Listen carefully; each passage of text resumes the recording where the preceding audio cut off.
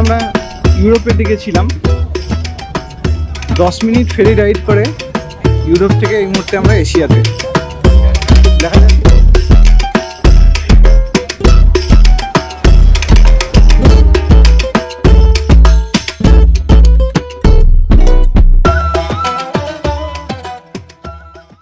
নমস্কার সবাইকে, স্বাগত তুরস্কের জনপ্রিয় শহর ইস্তানবুলে।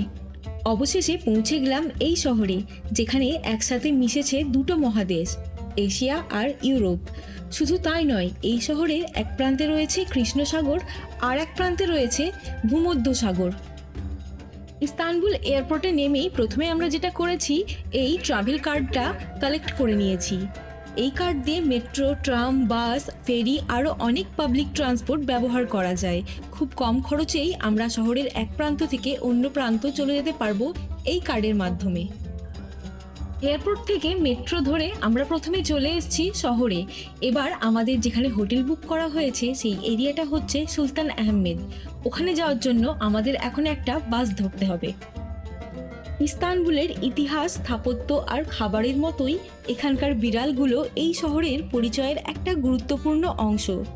ইস্তানবুলের মানুষেরা বিড়ালদের খুব ভালোবাসেন। শহরের বিভিন্ন জায়গায় তাদের খাবার আর পানীয় জলের ব্যবস্থাও করা রয়েছে। তারপরেও এই বিড়ালগুলো আমার স্যান্ডউইচের পিছনে পড়ে আছে।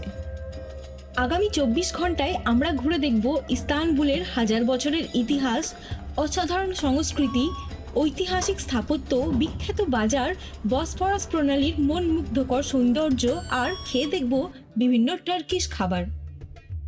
হাতে সময় বড্ড কম থাকায় হোটেলে ব্যাগ রেখেই আমরা ঝটপট বেরিয়ে গেছি রাতের গালাটা টাওয়ারের সৌন্দর্য উপভোগ করতে। সূর্যাস্তের সময় গালাটা ব্রিজে দাঁড়িয়ে শহরের দৃশ্য উপভোগ করা এক অন্যরকম অনুভূতি। গালাটা এলাকার সরু পাথরের রাস্তা, ঐতিহাসিক পরিবেশ আর ছোট ছোট সুভিনিয়ারের দোকানগুলো এই এলাকাটাকে আরও বেশি আকর্ষণীয় করে তুলেছে। আমার সবথেকে পছন্দ হয়েছে এই ছোট ছোট গালাটা টাওয়ারের মডেলগুলো। দেখুন চারিপাশে কত রঙিন আর আকর্ষণীয় জিনিস। এখান থেকে আপনারা চাইলে বাড়ির জন্য কিছু সুভিনিয়ার বা ফ্রিজ ম্যাগনেটও নিয়ে যেতে পারেন। অন্যান্য জায়গার তুলনায় এই গালাটা এরিয়াতে আমার সুভিনিয়ারের দাম অনেকটাই কম মনে হয়েছে। তবে অবশ্যই দরদাম করতে ভুলবেন না। সুভিনিয়ারের সাথে এখানে কয়েকটা টার্কিশ জামা কাপড়েরও দোকান দেখতে পেলাম।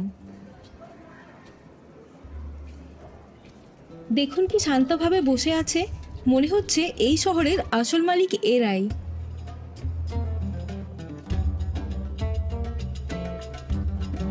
চলুন এবার গালাটা টাওয়ারের দিকে যাওয়া যাক।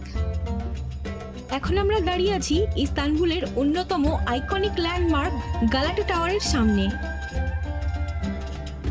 রাতের আলোয় টাওয়ারটা যেন আরও বেশি মনমুগ্ধকর হয়ে উঠেছে। প্রায় 700 বছরের পুরনো এই ঐতিহাসিক টাওয়ারটা আজও ইস্তানবুলের গর্ব।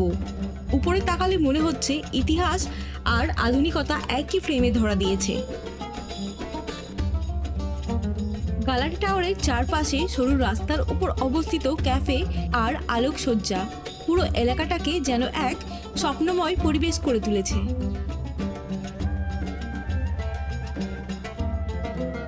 এখন আমরা দাঁড়িয়ে আছি তাকসিম স্কয়ারে। রাত হলেও ইস্তানবুলের প্রাণচাঞ্চল্য একটুও কমেনি এই এরিয়াতে। তাকসিম স্কয়ার এখনো মানুষে ভরা। এই স্ট্রিটের বিশেষত্ব হলো আলো ঝলমলে রাত আর এই লাইনে চলাচল করা ঐতিহাসিক ট্রাম।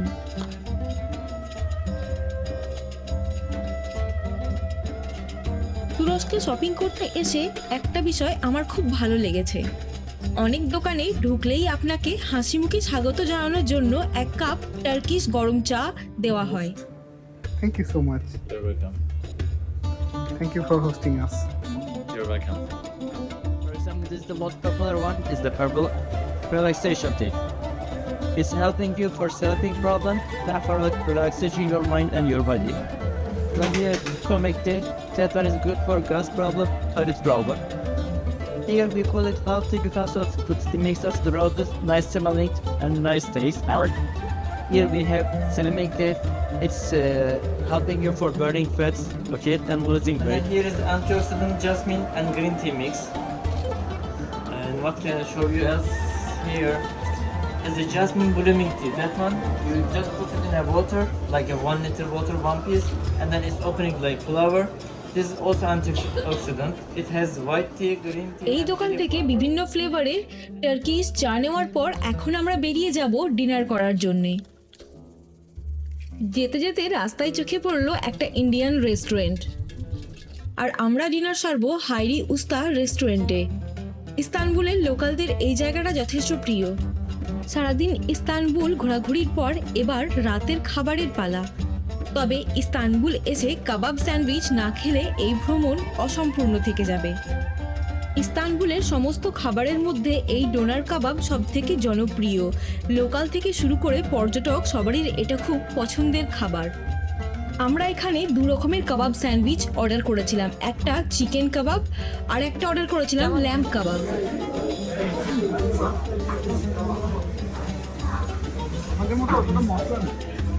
এই টার্কিশ কাবাবের মধ্যে রয়েছে রসালো মাংস, তাজা সবজি, ফ্রেশ রুটি আর এক রকমের বিশেষ তুর্কি সস।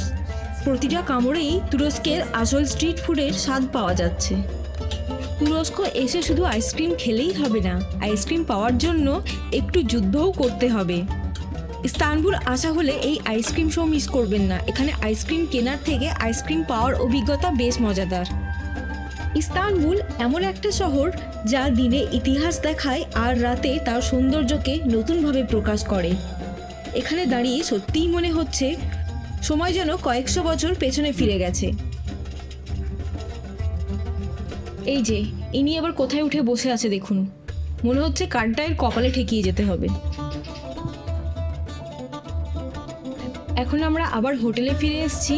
হোটেলের ছাদ থেকে চলুন একটা অপূর্ব দৃশ্য আপনাদের দেখাই।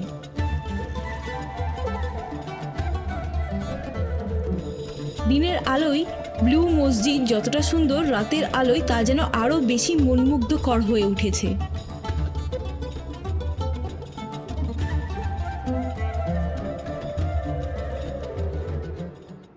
সকাল সকাল আমরা দুজন বেরিয়ে গেছি পোর্তাকয় স্কয়ার যাওয়ার জন্য। আর একবার চলুন দেখাই সামনের ভিউটা। সাধারণত দিনের বেলা এখানে প্রচুর ভিড় থাকে, কিন্তু ভোরের এই শান্ত পরিবেশ একেবারেই ভিন্ন অনুভূতি দেয়।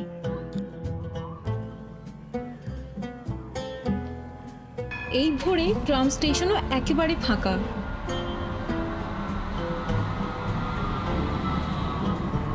সকালের নরম আলোয় শহরটা দেখতে একদম স্বপ্নের মতো লাগছে।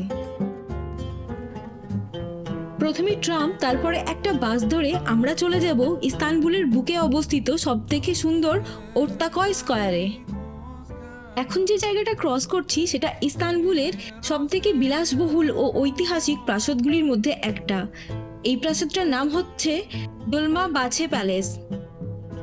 বসফরাসের তীরে অবস্থিত এই প্রাসাদটি শুধু অটোমান সাম্রাজ্যের শেষ যুগের প্রতীক নয়, বরং তুরস্কের আধুনিক ইতিহাসেরও একটা গুরুত্বপূর্ণ অংশ। আমাদের হাতে সময় বড্ড কম থাকায় আমরা এই প্যালেসটা যেতে পারিনি, কিন্তু আপনারা অবশ্যই আপনাদের ইস্তানবুল বাকেট লিস্টে এই প্যালেসটা রাখবেন। আমরা এখন পৌঁছে গেছি বসফরাসের তীরে অবস্থিত ওর্তাকয় স্কয়ারে। সূর্য এখনো মাথার উপর না ওঠায় এই চত্বরে শুধু হাতে গোনে কয়েকটা মানুষ দেখতে পাবেন। চারপাশে এখনো কোলাহল শুরু হয়নি, শুধু হালকা বাতাস, মৃদু ঢেউর শব্দ আর কয়েকটা পাখি দেখতে পাবেন। আর এটা হলো বসফরাসের বুকে অবস্থিত ইস্তানবুলের সবথেকে ফটোজেনিক আর জনপ্রিয় মসজিদগুলোর মধ্যে একটা, যার নাম ওর্তাকয় মস্ক। এই মসজিদটার আনুষ্ঠানিক নাম হলো বুয়ুক মেচিদিয়ে মস্ক, যেটা অটোমান সুলতান আবুল মেজিদের আদেশে 1853 সালে নির্মিত হয়। মসজিদের পেছনে যে ব্রিজটা দেখা যাচ্ছে, এই ব্রিজটা ইউরোপ আর এশিয়াকে রাস্তাপথে কানেক্ট করেছে। দিনের বেলায় এই জায়গাটাতে মানুষজনের ভিড় থাকে খুব বেশি, আর সকালটা ঠিক তার উল্টো, একদম নিস্তব্ধ, শোনা যাচ্ছে সিগালের আওয়াজ।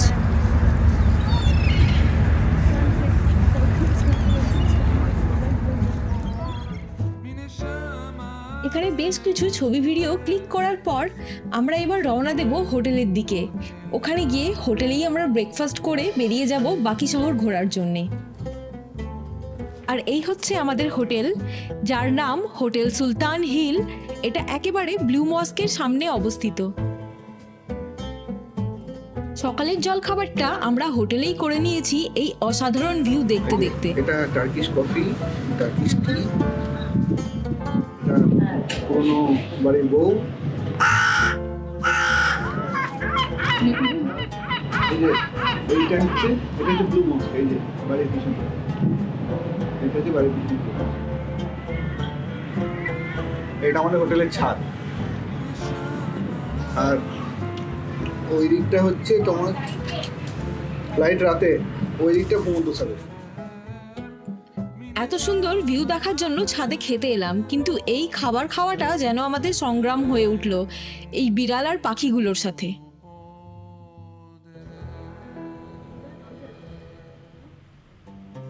তবে আমাদের এই ব্রেকফাস্টে ছিল বিভিন্ন রকমের টার্কিশ চিজ, অলিভ, ডিম, টমেটো, শসা, জ্যাম আর সদ্য বেক করা রুটি, আর তার সাথে টার্কিশ টি।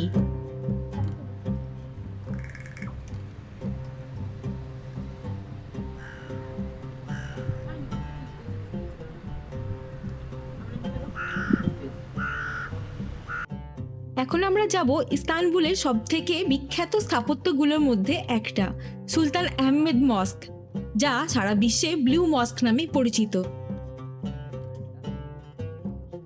এটা কিন্তু একটা ইজিপশিয়ান স্থাপত্য।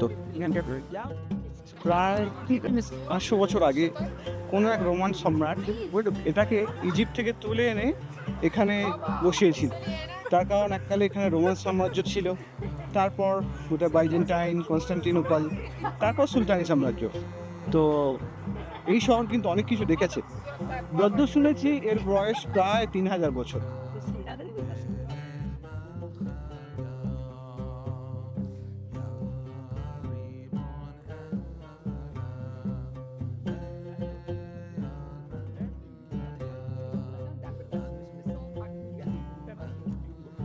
এবং এর একদম জাস্ট উল্টো দিকেই ব্লু মস্ক। তো আপনারা যারা কাছাকাছি ঘুরবেন, একবার পায়ে হেঁটে বেরোলে একসঙ্গে অনেকগুলো জিনিস কভার করে নিয়ে যাবে।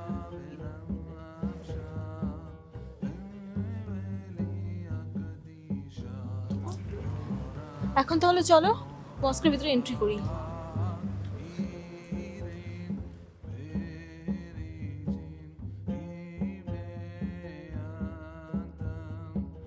দেখতেই পাচ্ছেন যে এই মসজিদটা হিসেব মতো 1609 থেকে 1616 এই সময়ের মধ্যে তৈরি।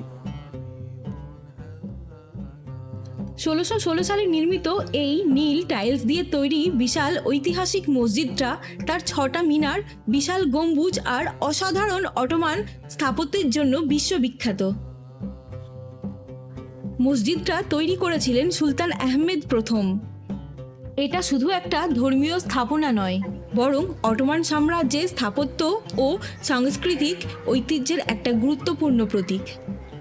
তবে এই মসজিদে ঢুকতে হলে আপনাকে কিছু নিয়ম মেনে চলতে হবে। যেমন মেয়েদের ক্ষেত্রে আপনাকে মাথা, কাঁধ আর হাঁটু ঢেকে প্রবেশ করতে হবে, আর ছেলেদের হাফ প্যান্টে ঢোকা অ্যালাউ নেই। ছেলেদের ফুল প্যান্ট পরে এই মসজিদে ঢুকতে হবে। এই মসজিদে প্রবেশ করতে হলে কোনো রকম টিকিট আপনাদের লাগবে না, একেবারেই বিনামূল্যে এই ঐতিহাসিক জায়গাটা আপনারা দর্শন করতে পারবেন। মসজিদ হোক কিংবা মন্দির, জুতো পরে ঢুকতেই হবে। ইস্তানবুল ভ্রমণে ব্লু মস্ক এমন একটা স্থান যা ইতিহাস, স্থাপত্য এবং আধ্যাত্মিকতার এক অনন্য অভিজ্ঞতা। এখানকার পরিবেশ সত্যিই প্রশান্তিময় এবং স্মরণীয়।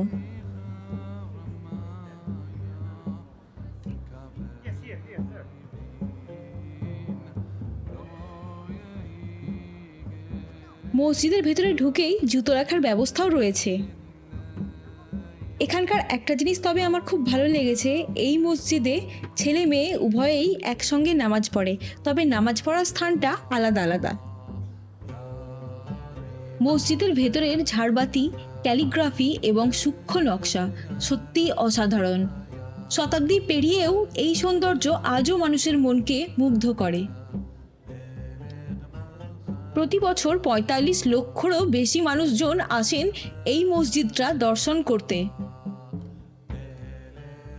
মসজিদটা এতটাই বড় যে এখানে নাকি একসঙ্গে ১০,০০০ লোকজনও নামাজ পড়তে পারেন। প্রায় ৪১০ বছর ধরে ইস্তানবুলের বুকে এই মসজিদটা অটোমান সাম্রাজ্যের ইতিহাসকে জড়িয়ে ধরে দাঁড়িয়ে আছে।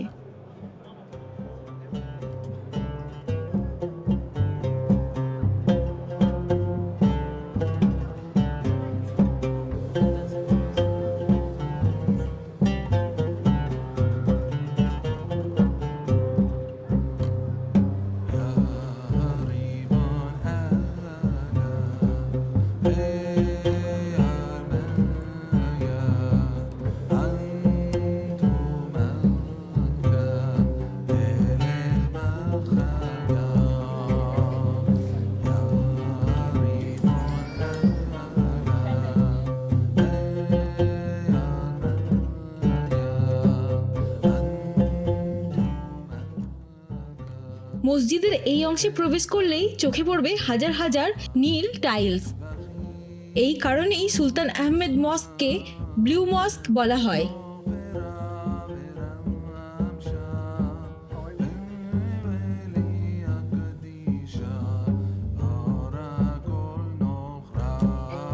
এই মসজিদ তার নীল রঙের টাইলস, ৬টা মিনার আর বিশাল গম্বুজের জন্য বিশ্ব জুড়ে বিখ্যাত।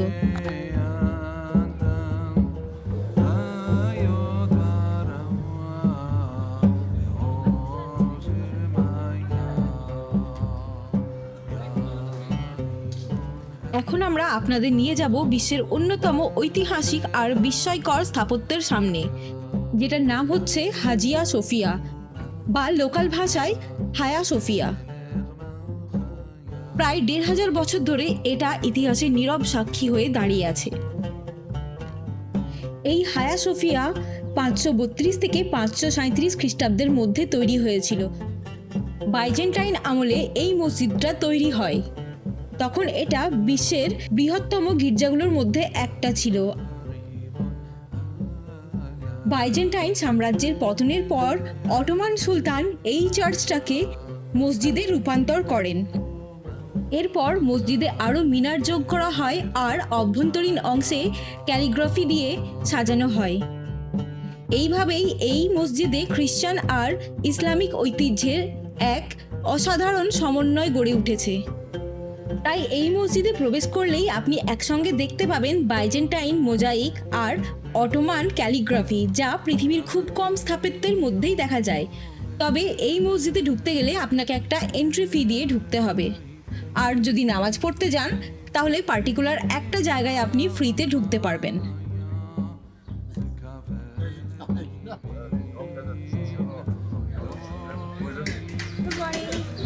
Chestnut 100 gram.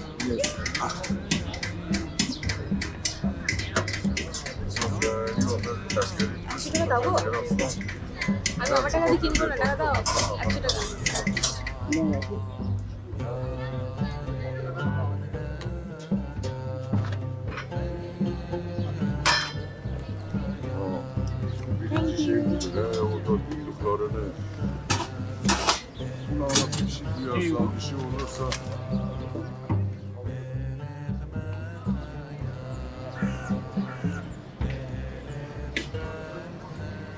ভালো কোথায় খেয়ে দেবো,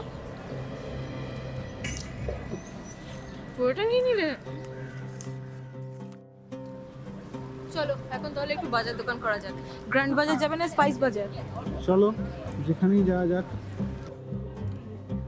এখন আমরা চলে এসেছি ইস্তানবুলের বিখ্যাত স্পাইস বাজারে, যা ইজিপশিয়ান বাজার নামেও পরিচিত। শত শত বছরের পুরনো এই বাজারটা তুরস্কের স্বাদ, সুগন্ধ আর সংস্কৃতির এক অনন্য মিলনস্থল।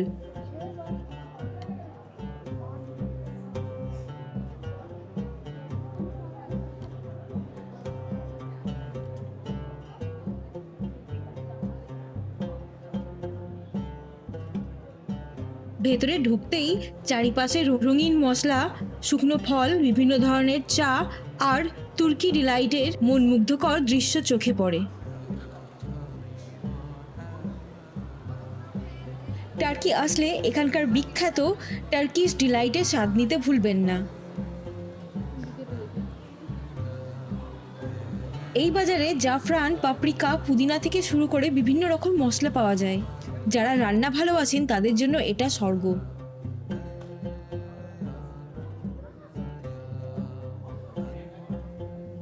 গ্র্যান্ড বাজার হোক কিংবা স্পাইস বাজার, দুটো বাজারই খুব এক্সপেন্সিভ, তাই যদি কিছু কিনতে হয় তাহলে দরদাম করতে ভুলবেন না। এই বাজারে বিভিন্ন রকম মশলা, টার্কিশ ডিলাইট, শুকনো ফল বা বাদাম, ড্রাই ফ্রুটস, ল্যাম্প আর ঘর সাজানোর জন্য বিভিন্ন রকমের সুভিনিয়ারের দোকানও রয়েছে।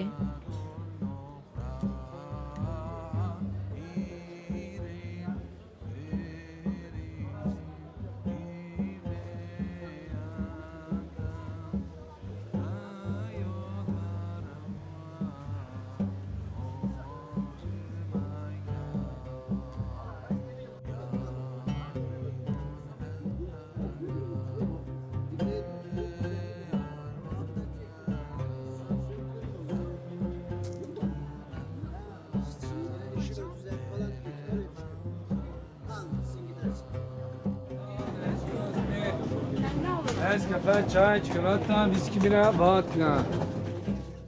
স্পাইস বাজার থেকে বেরিয়ে ঠিক বাইরে রাস্তার ওপর এই মার্কেটটাও আছে, যেখানে দেখলাম অনেক লোকালরাই কেনাকাটা করছে।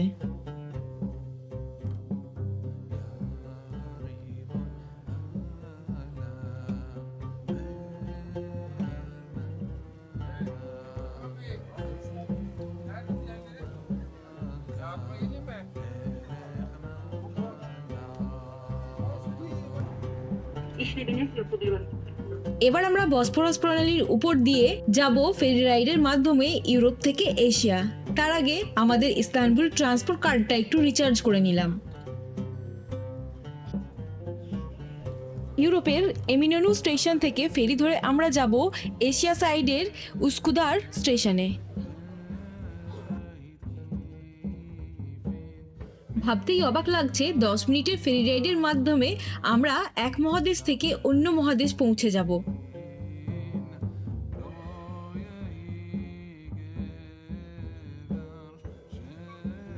এই লঞ্চটা সবেমাত্র এশিয়া সাইড থেকে এলো প্যাসেঞ্জার নিয়ে। সমস্ত প্যাসেঞ্জার নামার পর তবেই আমাদের লঞ্চে উঠতে দেবে।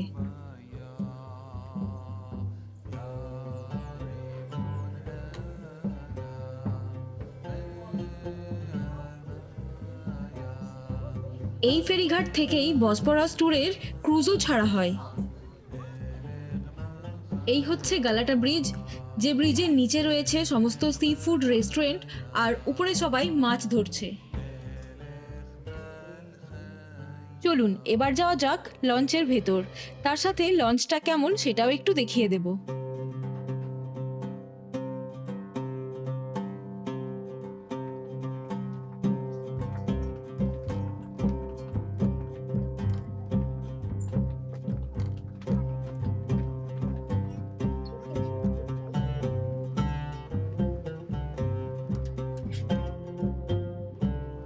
ভালো দৃশ্য উপভোগ করার জন্য আমরা চলে এসেছি লঞ্চের একেবারে ছাদে।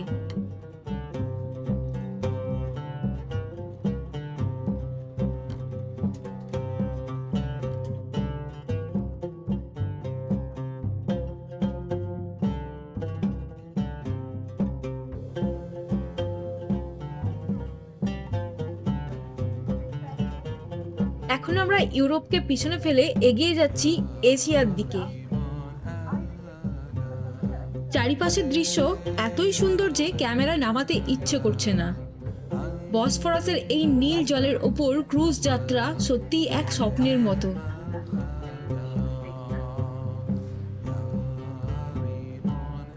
এখান থেকে গালারা টাওয়ারটাও দেখতে অপূর্ব লাগছে।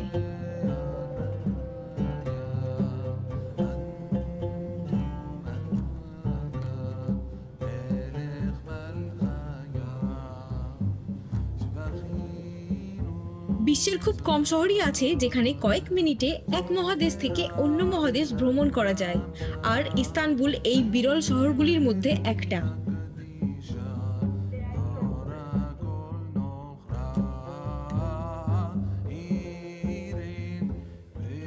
ডিসেম্বর মাসের শেষ। ইস্তানবুলে আজকে সারাদিন রোদ ওঠেনি বললেই চলে, তাই মেঘ আজকে সারাদিন রোদের সাথে লুকোচুরি খেলা করছে আর তার রূপ বদলাচ্ছে বারবার।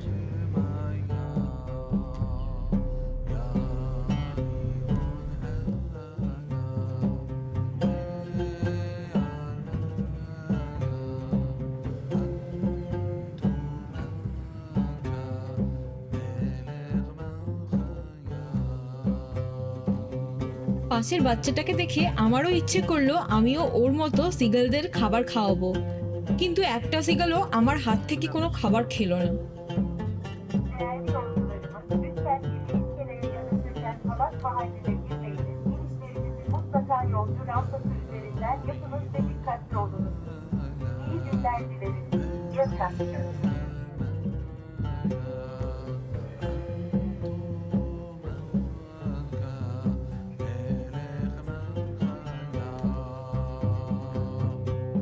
বোটের ওপর থেকে মেইডেন্স টাওয়ারটাও পরিষ্কারভাবে দেখা যাচ্ছে।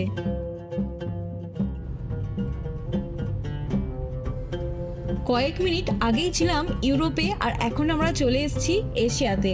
ভাবতে সত্যিই অবাক লাগছে।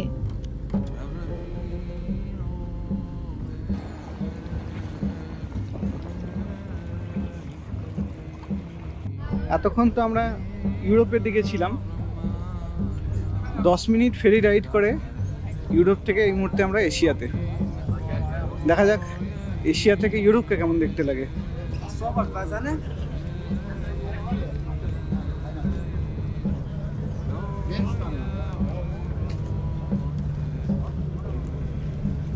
জীবনে প্রথমবার আমি একটা জিনিস দেখলাম, চলো তোমাদের দেখাই। বোঝা যাচ্ছে জলে কি ভাসছে, জানি না ক্যামেরা ক্যাপচার করতে পারবে কিনা। এগুলো জেলিফিশ। আমিও একটু অবাক হলাম, আমি কোনোদিন জেলিফিশ দেখিনি এইভাবে।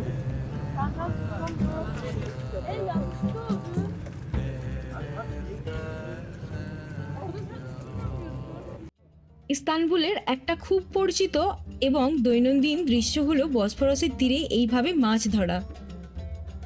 দেখুন সবাই কত ধৈর্য নিয়ে ছিপ ফেলছে, কেউ অনেকক্ষণ ধরে অপেক্ষা করছে, আবার কেউ ইতিমধ্যেই মাছ ধরে ফেলেছে। এশিয়া সাইডের এই এলাকাটা স্থানীয় জীবন, ক্যাফে, খাবার এবং প্রাণবন্ত পরিবেশের জন্য খুব জনপ্রিয়। এখন আমরা চলে এসেছি ইস্তানবুলের অন্যতম বিখ্যাত ল্যান্ডমার্ক আর রহস্যময় স্থাপনা মেইডেন্স টাওয়ারের সামনে। বসফরাসের মাঝে ছোট একটা দ্বীপের ওপর দাঁড়িয়ে থাকা এই টাওয়ারটা শতাব্দীর পর শতাব্দী ধরে মানুষের কৌতূহলের কেন্দ্রবিন্দু। মেইডেন্স টাওয়ারের বাংলা অর্থ হলো কন্যার টাওয়ার। জনশ্রুতি অনুযায়ী এক রাজা তার কন্যাকে জ্যোতিষবিদের ভবিষ্যৎবাণীর হাত থেকে রক্ষা করার জন্য এই টাওয়ারে তার রাজকন্যাকে বহু বছর রেখেছিলেন। যদিও গল্পটা পুরোটাই লোকমুখে প্রচলিত, তবে ইউরোপ আর এশিয়ার মাঝে দাঁড়িয়ে থাকা এই ছোট স্থাপনাটা বহু সাম্রাজ্যের উত্থান আর পতনের সাক্ষী।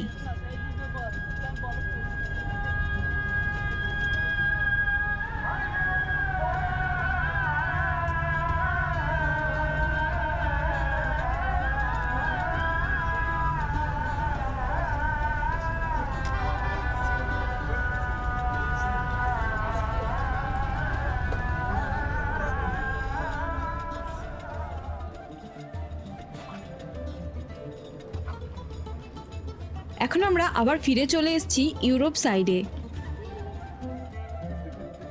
আপনারা যদি কেউ ইস্তানবুলের সি ফুড টেস্ট করতে চান তাহলে গালার টাওয়ারের নিচে অবস্থিত এই রেস্টুরেন্টগুলোতে একবার খাবার ট্রাই করে দেখতে পারেন।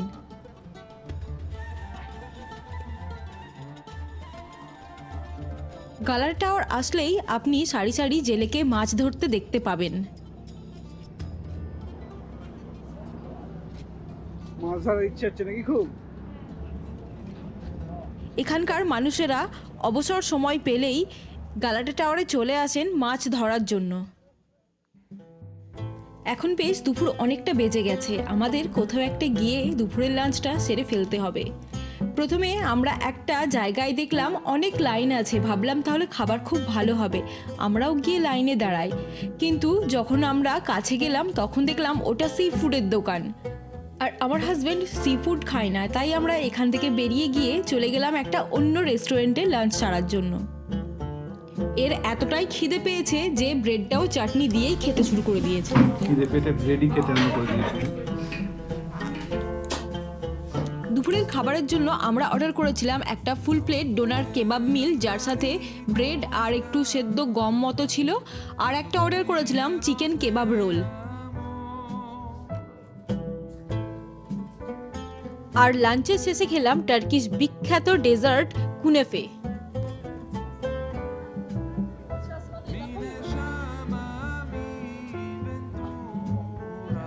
এখন আমাদের ফিরতে হবে হোটেলে, কারণ তারপরে আমাদের ব্যাগপত্র নিয়ে চলে যেতে হবে ফ্লাইট ধরার জন্য। আমাদের সময় প্রায় শেষ হতে চলল এই ইস্তানবুল শহরে। ট্রাম ধরতে যাওয়ার সময় যে টানেল দিয়ে আমরা ক্রস করছিলাম, দেখলাম টানেলের ভেতরেও এই রকম জামাকাপড়ের একটা বড় বাজার বসেছে।